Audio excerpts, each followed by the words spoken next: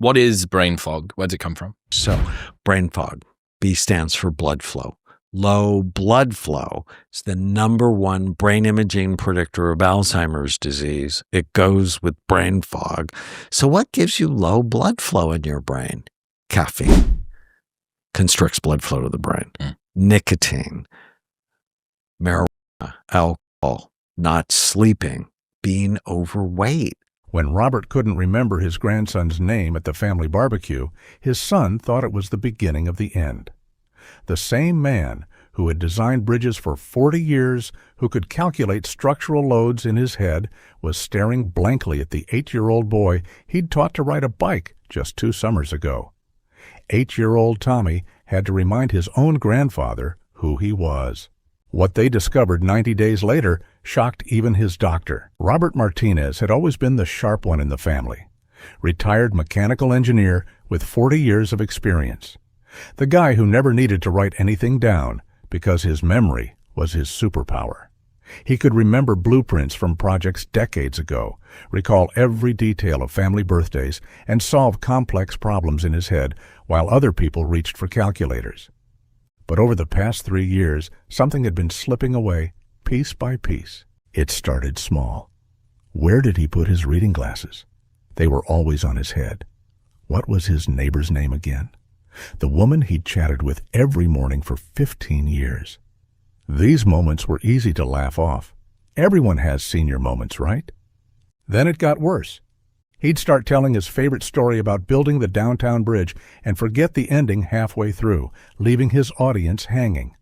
He'd walk into the kitchen and stand there for 5 minutes, completely lost about why he came in. Phone numbers he'd known by heart for decades suddenly vanished from his mind. He'd stare at the grocery store shelves, overwhelmed by simple decisions like which cereal to buy. His family started to notice. His daughter-in-law would repeat herself 3 times during dinner conversations. His son David began dropping subtle hints about maybe it was time to think about giving up the car keys. The word dementia started getting whispered in hushed conversations when they thought Robert couldn't hear. But Robert's story was just beginning. The medical journey started with his family doctor. Then came the specialists. Expensive cognitive tests that made him feel like a lab rat. Brain scans that showed nothing alarming. Blood work that came back normal. Test after test, appointment after appointment. The results? Everything looked normal for his age. Normal? This didn't feel normal. This felt like watching himself disappear, one memory at a time. Robert had always been health conscious, especially after his heart scare at 65. That wake-up call had changed everything. He'd completely overhauled his lifestyle. Cut out sugar entirely after reading about how it caused inflammation. Gave up his beloved morning coffee to avoid those afternoon energy crashes. Even quit his weekend cigars that he'd enjoyed for 30 years. He was doing everything the health experts recommended. Eating clean, staying active with daily walks, taking his vitamins, following every piece of advice he could find online about preventing cognitive decline. He was doing everything right. Or so he thought. But the brain fog kept getting thicker. Some days felt like trying to think through molasses. Words would disappear mid-sentence, leaving him grasping for thoughts that seemed to evaporate the moment he reached for them. Simple decisions became overwhelming puzzles. Should he wear the blue shirt or the white one? The question could paralyze him for 10 minutes. His grandson Tommy, who used to run to Grandpa for help with math homework, stopped asking. The boy who once looked up to Robert as the smartest person in the world now spoke to him slowly and carefully, like he was fragile. The worst part wasn't the forgetting. It was watching his family's eyes change. The way they looked at him with a mixture of pity and fear. The way conversations stopped when he entered the room. The way his own son had started talking to him like he was already gone. Then everything changed at his nephew's wedding. Robert met Dr. Sarah Chen, a neurologist who specialized in cognitive decline in older adults. She wasn't his doctor, just someone making small talk at the reception. But when Robert mentioned his memory struggles, her professional curiosity was piqued. Dr. Chen asked him something no other medical professional had bothered to explore. She wanted to know about his daily routine, What did he eat? When did he sleep? How did he spend his days? Robert proudly explained his disciplined, healthy lifestyle. No sugar whatsoever, 0 caffeine, in bed by 9 p.m. every night, clean eating, regular exercise. He was the picture of healthy aging. Dr. Chen's expression changed as he talked. She listened carefully, asking follow-up questions that seemed oddly specific. How many hours of sleep was he actually getting? What did his typical breakfast look like? When was the last time he'd eaten fruit? She told Robert that his so-called healthy habits might actually be destroying his brain. The answer wasn't hiding in any prescription bottle or expensive medical procedure. It was hiding in plain sight, in the very lifestyle changes he thought were protecting him. Dr. Chen explained the science behind what was happening in Robert's brain. His ultra-restrictive, no-sugar diet had crashed his brain's primary fuel source. The human brain runs on glucose, consuming about 20% of the body's total energy. By eliminating all forms of sugar, including natural sources like fruits and complex carbohydrates, Robert had literally been starving his brain of its preferred fuel. When the brain doesn't get enough glucose, it struggles to form new memories, maintain focus, and process information efficiently. It's like trying to drive a car on an empty gas tank. The caffeine elimination was equally problematic. While too much caffeine can cause jitters and crashes, moderate amounts actually provide powerful neuroprotective benefits. Caffeine enhances focus, improves memory consolidation, and contains antioxidants that protect brain cells from damage. By cutting it out completely, Robert had removed a key ally in maintaining cognitive sharpness. His sleep schedule, which seemed healthy on the surface, was actually working against him. While he was going to bed early, he was only getting 6 hours of actual sleep per night.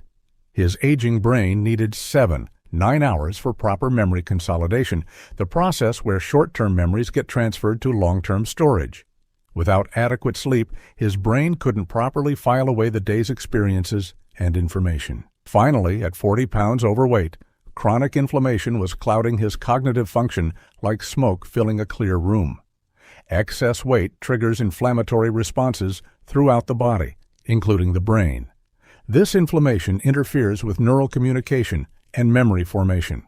Robert's brain fog wasn't the inevitable result of aging. It was the predictable result of starvation, sleep deprivation, and inflammation. Dr. Chen outlined a simple 90-day protocol that would address each of these issues systematically. She emphasized that dramatic changes weren't necessary, just strategic adjustments to give his brain what it actually needed to function optimally. Weeks 1, 2 focused on reintroducing healthy carbohydrates: sweet potatoes, steel-cut oats, quinoa, and fresh berries.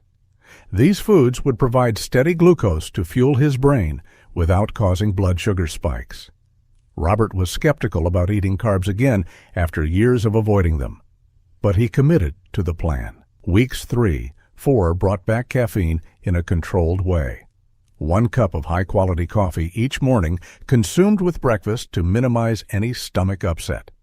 The caffeine would sharpen his focus, while the antioxidants provided neuroprotective benefits. Weeks 5, 8 addressed his sleep deficit. Instead of forcing himself to bed at 9 p.m. and lying awake, Robert would go to bed when he felt naturally tired, aiming for 8 hours of actual sleep.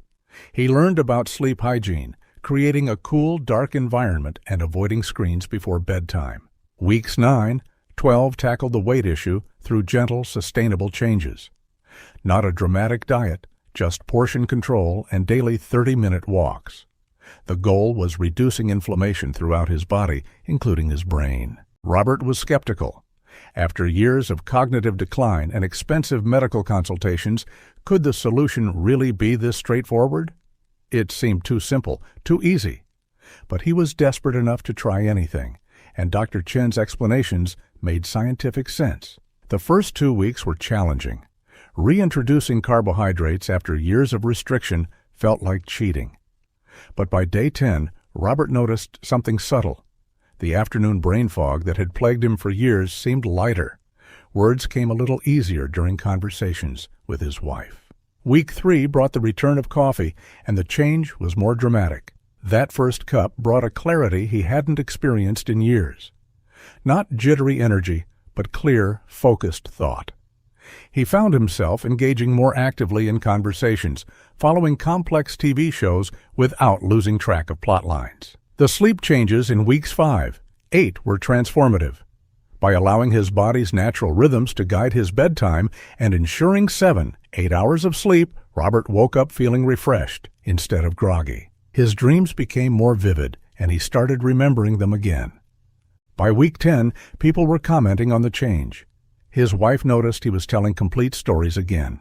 His neighbor mentioned that their morning chats had become more engaging. Even Tommy started asking Grandpa questions about school projects.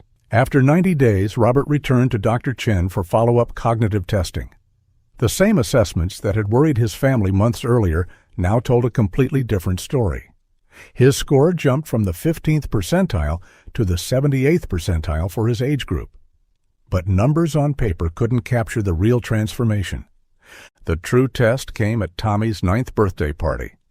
Robert walked up to his grandson, called him by name without hesitation, and challenged him to watch Grandpa solve a Rubik's Cube. Not only did he remember Tommy's name perfectly, he solved the puzzle in under 2 minutes while explaining the mathematical principles behind the solution. His son David watched from across the room with tears in his eyes. The father he remembered was back.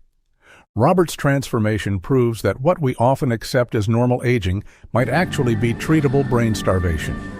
The symptoms we dismiss as inevitable, the mental decline we fear as we get older, could be the result of well-intentioned but misguided lifestyle choices. If you or someone you love is struggling with brain fog, memory problems, or cognitive decline, don't accept it as inevitable. The solution might be simpler than you think, hiding in the basic fundamentals of how we fuel, rest, and care for our brains. Robert's story isn't unique. There are millions of people just like him who believe their sharp mind is gone forever, when in reality, it might just be sleeping, waiting for the right conditions to wake up again.